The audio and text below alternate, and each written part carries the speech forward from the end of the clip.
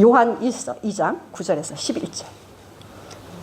자, 보세요. 빛 가운데 있다 하면서 그 형제를 미워하는 자는 지금까지 어두운 가운데 있는 자요. 그의 형제를 사랑하는 자는 빛 가운데 거하여 자기 속에 거리낌이 없으나 그의 형제를 미워하는 자는 어두운 가운데 있고 또 어두운 가운데 행하며 갈 곳을 알지 못하나니 이는 어두움이 그의 눈을 멀게 하였다라고 말씀을 하고 있습니다. 여러분, 형제를 사랑하는 것은 빛 가운데 거하는 것이다 라고 하셨어요. 그리고 우리 각자 마음에 거리낌이 없다면 좋은 거예요. 그런데 사람들은 모르지만 내 안에 누군가와의 매듭이 풀어지지 않아서 거리낌이 있으면 그거 어두움이라는 거예요.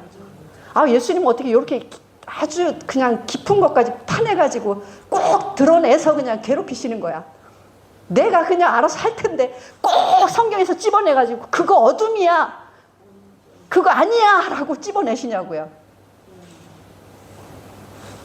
예수님의 말씀에 이거 없으면 우리 그렇게 안 해도 되잖아요. 그런데 거리낌이 있다면 형제관계에서 그거 어둠이니까 걷어내, 그곳까지도 하나님의 빛으로 채워라, 이렇게 말씀하시는 겁니다. 그 다음에 형제를 미워하는 것은 어두움 가운데 있는 것이기 때문에, 어두움이니까, 눈이 어두우니까, 안개 속이니까 갈 곳을 모른다는 거예요. 우리는 하나님 아버지 집으로 돌아가야 되거든요. 길이 분명해야 돼요. 목적지는 정해졌거든요. 가는 길이 안개 속이라면, 가는 길이 어둡다면, 하나님께서 빛으로 인도하는 길을 잃어버렸다면 이것은 심각한 거예요. 그럼 어떻게 해요? 빛을 비추시면 돼요. 우리 안에 빛을 들어오게 하면 그 빛을 따라가면 되는 거죠. 그게 뭐다? 형제를 사랑하는 거다라고 말씀을 하시는 거예요. 아, 이게 너무 어려운 말씀인데 다 내려놓고 보면 너무 멋있는 말씀이에요. 그죠? 이게 엄청 버거운 말씀인데 하나님 관점에서 나를 내려놓고 보면 너무 멋있는 말씀이야. 너무 훌륭한 말씀이에요. 우리는 여기에 영적인 도전을 해야 됩니다. 그러면 하나님이 도우셔요. 은혜를 베푸십니다. 그래서 지금까지 누려보지 못한 하나님의 부요와 평화를 누리며 살 수가 있어요. 아멘. 왜냐하면 하늘 아버지 집은 어둠이 조금도 없잖아요. 하늘의 새 예루살렘 성에, 시온 성에, 거기는 해나 달의 비침이 필요 있어요, 없어요? 필요 없대요. 우리는 안 가봐서 몰라요. 근데 하나님의 말씀에 기록됐으니까 뭐 믿는 거예요. 거기는 어둠이 조금도 없는 곳입니다. 빛 자체, 빛만 있는 곳이에요. 그러니까 우리 안에 어둠을 이 육체를 입고 있는 동안에 걷어내지 않고 가면, 야곱이요, 형 에서와 그 문제 해결 안 하면 아버지 집 못 간다니까요.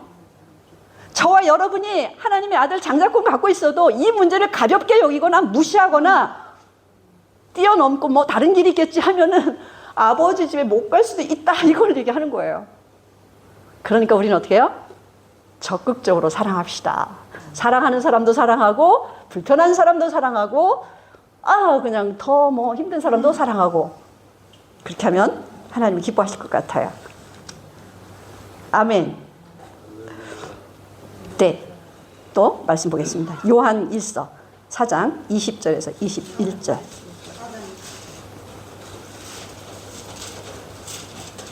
누구든지 하나님을 사랑하노라 하고 그 형제를 미워하면 이는 거짓말하는 자니, 보는 바 그 형제를 사랑치 아니하는 자가 보지 못하는 바 하나님을 사랑할 수가 없다.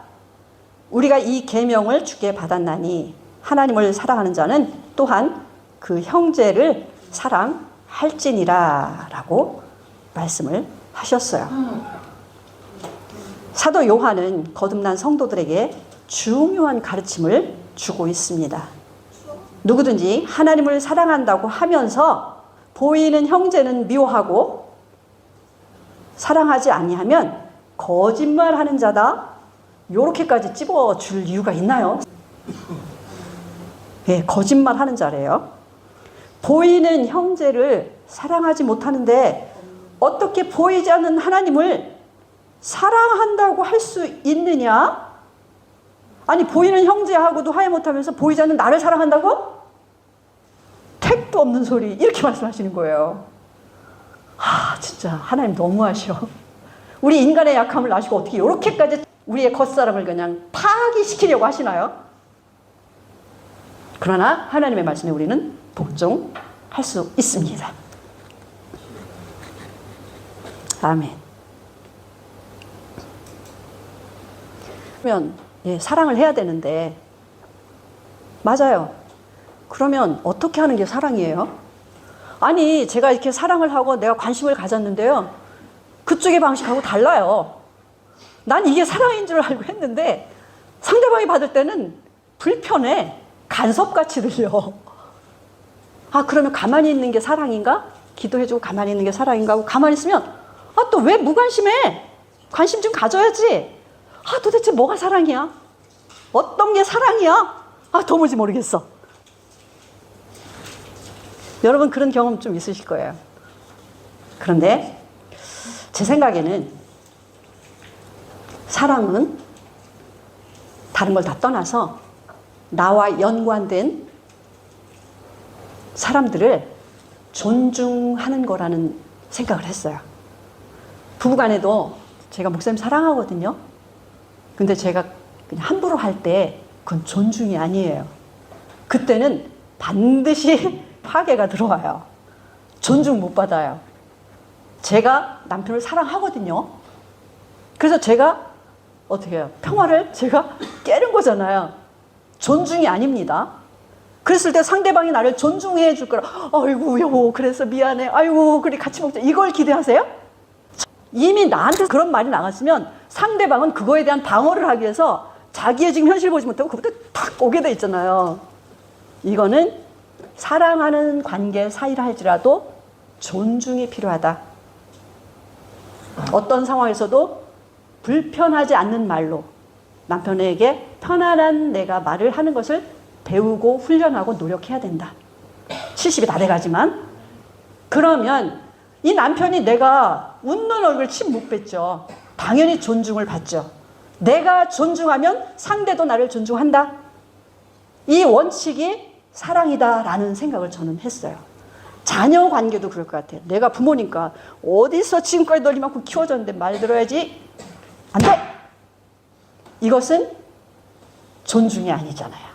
존중은 그의 부족한 것을 가르쳐 주기도 해야 되겠지만 그건 후순위고 선순위는 그 아이의 그 자녀의 마음을 상황을 존중해 주는 겁니다. 그것이 옳든 그르든 존중하는 겁니다. 들어보는 겁니다. 존중이라고 하는 것을 통해서 자녀 관계도 더 많이 가까워질 수 있다. 그렇다면 남남으로 모인 예수님 외에는 공통점이 없는 각자 우리는 우리의 삶을 각자가 살았어요. 근데 우리는 이렇게 집합체로 살아가고 있거든요. 근데 이 관계 속에서 우리가 아이고 하나님을 사랑하니까 형제님 사랑해요 사랑해요 사랑해요 많이 해요.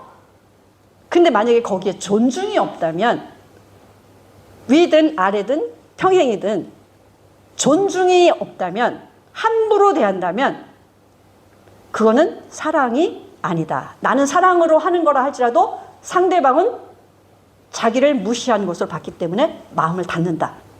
그러면 거기에는 평화가 어떻게 해요? 있는 것도 깨지는 거죠. 그래서 저는 이걸 말씀 준비하면서 깨달은 것이 존중하고 사랑하고는 중요한 밀접한 관계가 있구나. 내가 사랑을 해? 그러면 존중해야겠구나. 남편을 존중해야겠구나. 이것을 배웠습니다. 이것처럼 우리 모두는 이게 사실 쉽진 않아요. 내가 감정이 그저 상했고 불편하고 나를 그냥 쉽게 대우했는데 어떻게 그게 존중합니다 나올 수가 있어요? 그런데 우리는 하나님의 말씀의 영향력 아래서 살아가는 사람들이잖아요. 하나님의 말씀의 권세 아래서 살아가잖아요. 그럼 그 말씀의 권세가 말씀의 힘이 우리 안에 있는 거예요. 그 하나님의 말씀의 힘을 얻고 힘을 믿고 그렇게 행동을 하는 겁니다. 그럴 때 매인 것이 풀어지고 자유를 얻을 수가 있는 것이라고 생각을 합니다. 아멘. 자, 그래서 저는 예수 이름 침례교회가 좋아요. 우리 예수 이름 침례교회는 다른 교회하고 좀 다른 특징이 있어요. 제가 생각해 봤는데요. 우리 교회는 당신 뭐해? 뭐해? 권위에 순종해. 이렇게 들어보셨어요? 여러분들 그런 거 경험 안 해보셨을 거예요. 내 믿음의 분량만큼 자발적인 섬김과 헌신으로 내 믿음의 분량만큼 곳곳에서 할 수 있는 영역에서 헌신을 해가는 교회예요. 저는 그래서 예수 이름 침례교회 성도님들이 너무 좋아요. 거기엔 불평이 없어요. 왜냐하면 내가 하나님을 사랑해서 형제를 위해서 사는 거니까 뿌듯해요. 또 하나가 있어요. 그건 뭐냐면 형제들의 허물이나 실수가 있잖아요. 제가 사모인데 저도 허물과 실수가 왜 없겠어요. 근데 이런 것들을 들춰내기로 말하면 생각만 해도 끔찍하죠. 그런데 어떻게 해요? 형제들의 허물이나 실수를 노아의 아들들처럼 덮어주는 거예요. 덮어주는 거예요. 덮어주는 거예요. 이런 부분들을 끊임없이 훈련하고 그렇게 하려고 노력하는 교회잖아요. 우리는 완벽하게 그렇게, 그건 아니고, 그것이 정확한 답이고, 그것을 향하여서 우리는 자라가기 위해서 노력들 하는 모임이잖아요. 그래서 저는 예수 이름 침례교회가 좋아요. 또 있어요. 예수 이름 침례교회는 그러다 보니 질서가 없는 것 같아요. 이 교회 목사님은 누구야? 이 교회 집사님은 누구야? 잘 모를 수 있어요. 질서가 없는 것 같아요. 그런데 분명하게 질서가 존재합니다. 질서가 있어요. 권위가 있습니다. 여러분들 다 보시잖아요. 질서가 있습니다.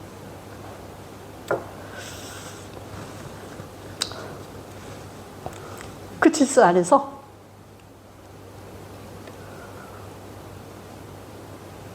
자율적으로 하나님을 예배하고 하나님을 경배하고 그 질서 안에서 형제를 섬기고 형제를 사랑하는 살아서 움직이는 영적인 교회입니다. 물론 완벽하지 않아요. 그렇지만 이것을 지향하면서 우리는 자라가고 있어요. 그래서 저는 예수 이름 침례교회 구성원들과 함께 일원으로 하늘의 시온성을 향해서 가는 것에 대해서 자부심이 있습니다. 그리고 먼저 된 이렇게 살려고 노력하는 분들이 곳곳에 다 계세요. 그분들의 그런 보이지 않는 헌신, 때로는 그것이 희생일 수도 있어요. 그런 모습을 보게 됩니다. 그럴 때 배워야지. 저 부분 이렇게 해야지. 그러면서 배워나가는 거예요. 사모니까 여러분들 날 따라오세요? 그게 아니라 저보다 더 훌륭하고 더 하나님 앞에 은혜 입어서 보이지 않는 곳, 보이는 곳에서 이미 하나님에 의해서 헌신하고 섬기고 교회를 위해서 노력하는 것들이 곳곳에서 우리는 볼 수가 있잖아요. 그런 것들을 통해서 배우는 거죠. 여러분들도 그렇게 배운다고 저는 생각을 해요. 그래서 예수 이름 침례교회는 살아있는 교회입니다. 생명력 있는 교회예요. 언젠가 하나님의 손이 함께 하시면 하나님께서 일으켜 세우셔서 사용하시면 누군가를 일으키신다면 우리가 생각하지 못한 보지 못한 크고 놀라운 하나님의 영적인 일을 보게 될 것입니다. 아멘. 제가 재미있는 거 하나 말씀드릴게요. 공자님께서 소인과 대인에 대해서 이야기를 해놨다고 제가 이거 유튜브에서 본 거예요. 소인은 문제가 생겼을 때 그 문제를 그 사람 상대방에서 찾는데요. 저 때문에 저렇게 해서 자기 자신을 전혀 돌아보지 않답니다. 근데 대인은 큰 자는 그 문제에 대해서 상대방이 어떻게 했는지 그게 중요한 게 아니래요. 나한테 뭐가 문제가 있지? 왜 이런 일이 생겼지? 자기를 돌아본답니다. 자기를 성찰한대요. 그래서 끊임없이 자기를 변화시켜서 성숙한 사람으로 세우기 위해서 노력하는 사람이 대인이다. 이렇게 얘기를 했다고 그래요. 맞죠? 세상에서의 소인과 대인은 우리한테 그렇게 중요하지 않아요. 그러나 저와 여러분은 예수 안에서 정말 대인입니다. 큰 자예요.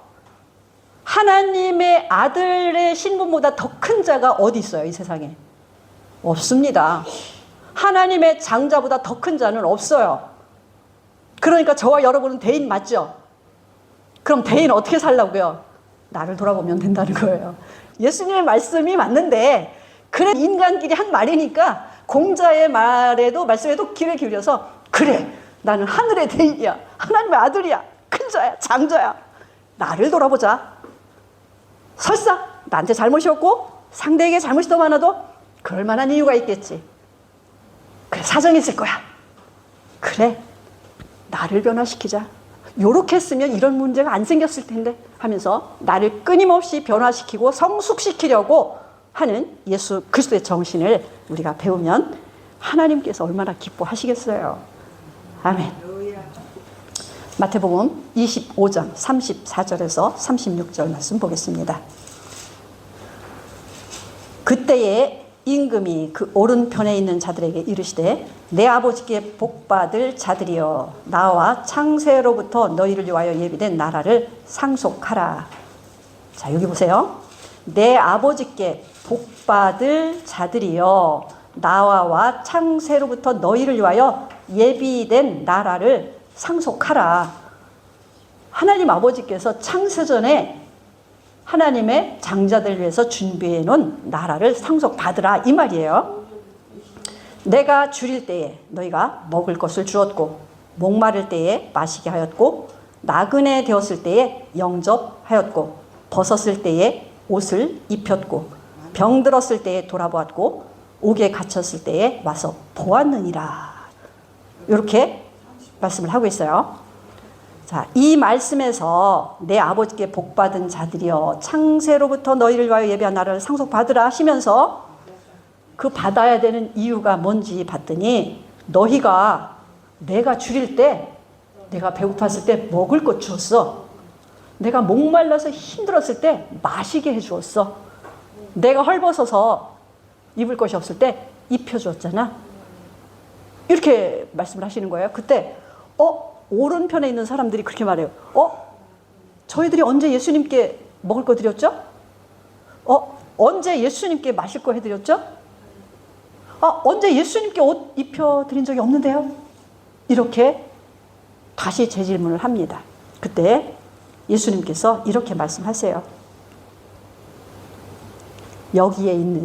지금 여기에 있는 이 작은 자, 이 소자 하나에게 한 것이 나에게 한 것이다 라고 말씀을 하셨습니다. 어떻게 예수님하고 이 사람하고 같다고 해요? 이 사람한테 한 건 이 사람한테 한 거고 예수님께 한 건 예수님께 한 것이지 왜 이것을 예수님께 했다고 하십니까? 우린 이렇게 이해할 수 있잖아요. 그런데 성경 말씀에 그랬잖아요. 예수님은 한 세 사람의 맏아들의 머리, 그죠? 머리입니다. 그리고 하나님께로부터 예수님도 태어나셨고 한 아버지로부터 우리도 그 아버지로부터 태어났잖아요. 그래서 형제잖아요. 예수님하고 우리하고 형제잖아요. 그러니까 예수님이 머리, 우리 거듭난 성도들은 그 몸에 연합된 지체. 그래서 한 세 사람. 그러면 예수님 머리만 예수님인가요? 예수님의 머리에 연결된 이 몸 전체는 누구 거? 예수님 거죠. 새 한 사람은 예수님 거예요. 그러니까 저와 여러분도 예수님 거잖아요. 예수님 붙어 있으니까 우리는 몸이고, 자, 그랬잖아요. 예수님은 머리고 교회는 뭐다? 그의 몸이다. 그러셨어요. 그래서 저와 여러분은 예수님의 머리에 연합된 예수님의 몸 한 지체들인 거예요. 그래서 그 지체가 무엇인지는 잘 모르겠어요. 그죠? 엄청 많잖아요. 우리 몸의 지체가. 그 중에 하나씩 가지고 있는 거잖아요. 그러니까 이 거듭난 성도 한 사람 한 사람이 예수님의 몸의 지체이니 그 한 사람이 약자라 할든 어린아이다 할든 소외된 사람이라 할지라도 그가 나사로라 할지라도 거지 그보다 더 안 좋은 사람이라 할지라도 그가 예수 안에 있고 복음 안에서 아들의 신분을 얻었다면 그가 예수님의 몸에 연합됐기 때문에 그에게 했을 때 나에게 한 거야. 그래서 이 오른편에 있는 자들은 예수님께 한 게 아니에요. 함께 동거하며 살고 함께 살아가는 관계에서 부족하고 어렵고 도움이 필요한 형제들에게 소외된 정말 누군가의 도움이 필요한 그런 사람들에게 오른손이 하는 것을 왼손이 모르도록 공급한 거예요. 먹인 거예요. 마시게 한 거예요. 입힌 거예요. 찾아간 거예요. 근데 이거 어떻게 해요? 오른손이 하는 것을 왼손이 모르게 예수님의 몸의 지체로서 형제로서 그걸 한 거예요. 뭘 바라고 한 게 아니에요. 뭘 바라려면 나보다 나은 사람한테 해야 그게 돌아오죠. 그죠? 아무것도 없는 사람한테 뭘 했는데 그가 나한테 뭘 해주겠어요? 그러니까 안 해야 되죠. 좀 돈 많고 좀 잘하는 사람한테 가서 해야 뭔가 좀 돌아오죠. 그런데 이거는 세상의 논리예요. 우리는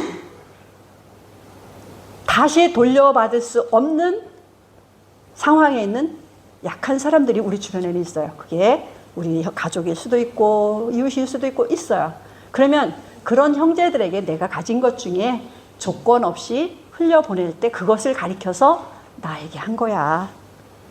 근데 이 사람은 그걸 그렇게 중요한 일이라고 생각 안 한 거예요. 예수님께 했다고 생각 안 한 거예요. 근데 예수님은 그것을 기억하신 거죠. 아니 냉수 한 그릇도 그 상을 잃지 않는다고 했는데 그렇게 했을 때 어떻게 그걸 예수님께서 잊으셨겠어요? 그러면서 창세전부터 내가 너희들 그 위해서 상속 받을 수 있는 걸 내가 딱 준비해놨어. 그것을 상속받아? 이렇게 말씀하시는 것입니다. 그래서 형제의 관계는 예수님처럼 완벽하게 우리가 뛰어넘는 그런 건 하지 못한다 할지라도 현 시점에서 할 수 있는 것을 하나하나 실타래 풀듯이 하나하나 이렇게 풀어가면서 자라가는 것을 보면 그것이 완전한 것이다. 하나님이 기뻐하시는 것이다. 어려운 것을 주문하는 게 아니에요. 할 수 없는 걸 하라고 하는 게 아니라 할 수 있는 것 하나하나를 관계에서 이렇게 풀어내고 가까이 갈 때 그 풀어내는 어려움도 있지만 풀어내는 다음에 내게 주시는 은혜는 훨씬 더 크다라고 하는 것을 알 수가 있습니다. 아멘. 그래서 야곱은 장자의 축복 중에 하나인 아버지 재산을 상속받기 위해서는 반드시 아버지 집으로 고향으로 돌아가야 했습니다. 저와 여러분도 하늘의 시온산에 장자들의 총회에 반드시 들어가야 할 중요한 사람들이에요. 그죠? 이게 제 말인가요? 소설인가요? 허구인가요? 영원히 변치 않는 1.1획도 떨어지지 않고 하나님께서 하신 말씀을 다 이루시겠다고 하신 하나님의 지엄하신 말씀인 거예요. 그 말씀이니까 우리가 이 말씀을 믿고 함께 나누는 거예요. 사모님 자기는 잘하니까. 그게 아니라 여러분보다 더 못해요. 근데 저도 어떻게 해요? 잘해가야지 어떻게 해요? 그래서 우리는 같이 가는 것이다 라고 말씀을 하고 있는 것입니다. 야곱은 땅의 선민으로 선택을 받아서 두 가지의 장자의 축복을 받았어요. 그죠? 제사장권과 아버지의 갑절의 상속. 근데 이제 저와 여러분도 두 가지의 상속을 받습니다. 근데 우리는 땅의 상속권이 있는 게 아니고 하늘의 시온성에 장자들의 총회에 들어갔을 때 거기서 얻어지는 장자권의 두 가지 축복이 있어요. 그 중에 하나가 뭐죠? 하나는 하늘의 신령한 복입니다. 그죠? 잘 기억하세요. 하늘의 신령한 복입니다. 또 하나는 땅에 기름진 복입니다. 하늘의 신령한 복은 하나님을 영원히 경배하고 섬기는 뭐다? 제사장권이다. 신령한 제사장, 영원한 제사장. 저와 여러분 영원한 제사장이에요. 이게 하늘의 신령한 복이에요. 또 하나 땅의 기름진 복은 뭐 할까요? 어느 날 이 세상 지나가고 새하늘과 새 땅 도래하는 거 우리 다 알고 있어요? 이거 누구 소유예요? 하나님 우리 아버지의 소유. 그죠? 이 아버지가 승리하고 온 이 장자들에게 그 땅을 분배해 주는 겁니다. 그래서 그 땅을 분배받아서 우리가 영원히 왕으로서 누리는 거예요. 이것이 땅에 기름진 복을 받는 거예요. 이 두 가지 다 놓치면 안 되죠. 장자권을 빼앗길 때 이 두 가지 다 빼앗기는 거예요. 장자권을 지킬 때 이 두 가지를 영원히 누리는 겁니다. 놀랍습니다. 그래서 빨리 마치도록 하겠습니다. 자, 이사야 62장 3절. 너는 또 야훼의 손에 아름다운 면류관, 내 하나님의 손에 왕관이 될 것이라. 이렇게 말씀하셨어요. 하나님께서 저와 여러분을 보고 너희는 나에게 하나님의 손에 아름다운 면류관이고 하나님의 손에 왕관이야. 이렇게 말씀하시는 거예요. 여기서 하나님의 손에 면류관이라고 해서 이 면류관은 무슨 관이냐면 제사장의 관이에요. 제사장에게 주어지는 머리에 씌워주는 관입니다. 그 제사장의 관이라고 하는 말씀을 이사야 62장 3절 나눠주에 보면 면류관을 제사장의 관이라고 설명을 하고 있어요. 또 하나의 관은 왕관이잖아요. 왕관. 자, 왕관은 하나님 아버지로부터 이제 오는 세상에서 그 새 땅에 그 땅을 분배받았을 때 새 땅을 다스리기 위해서는 왕권을 주는 거잖아요. 그 왕에게 씌워주는 관이 왕관인 거예요. 그러니까 저와 여러분이 두 가지를 받는데 하늘의 신령한 복과 땅의 기름진 복을 받는데 그것이 무엇이냐? 신령한 복이라고 하는 것은 제사장의 관을 쓰는 겁니다. 이거보다 더 귀한 게 없어요. 왕보다도 제사장의 관이 더 소중한 거예요. 그리고 왕의 관을 받습니다. 어떻게 했을 때? 장자의 특권을 지켜냈을 때. 이것은 영원한 것입니다. 그러면 하나님의 손에 면류관과 하나님의 손에 왕관이 된다는 의미는, 뜻은 무엇일까라고 생각을 해봤는데요. 이것은 하나님께서 천사를 비롯해서 모든 피조물보다 그 모든 피조물을 발 아래 두고 하나님의 아들들을 가장 존귀하게 여긴다는 거예요. 하나님께서. 그것이 뭐다? 하나님의 손에 면류관이요, 하나님의 손에 왕관이다. 이렇게 말씀하시는 거예요. 그러니까 저는 이제 여러분들에게 하나님께서 장래에 준비해 놓으신 면류관과 왕관을 여러분들이 영원히 쓰고 누릴 수 있는 방법을 알려드렸어요. 왕관이나 면류관은 머리에 쓰는 겁니다. 머리에 쓴다는 것은 가장 존귀하게 여기는 거예요. 저와 여러분이 그렇게 놀랍고 소중한 존재입니다. 절대로 우리 자신을 과소평가하면 안 돼요. 이 땅에서 육체를 입고 사는 동안에는 죄의 짐에서 해방되어서 가는 길이 좀 힘들지만 하나님의 장자라고 하는 이 자부심만큼은 그 어느 것하고도 바꿀 수 없는 대단한 것이다 라고 하는 자부심을 가지고 살아가야만 하는 것입니다. 그러므로 저와 여러분이 하나님께서 주신 장자권을 잘 지키고 하늘의 신령한 복과 땅의 기름진 복을 받으셔서 영원히 누리시는 은혜가 충만하기를 축복드립니다. 아멘. 마치겠습니다.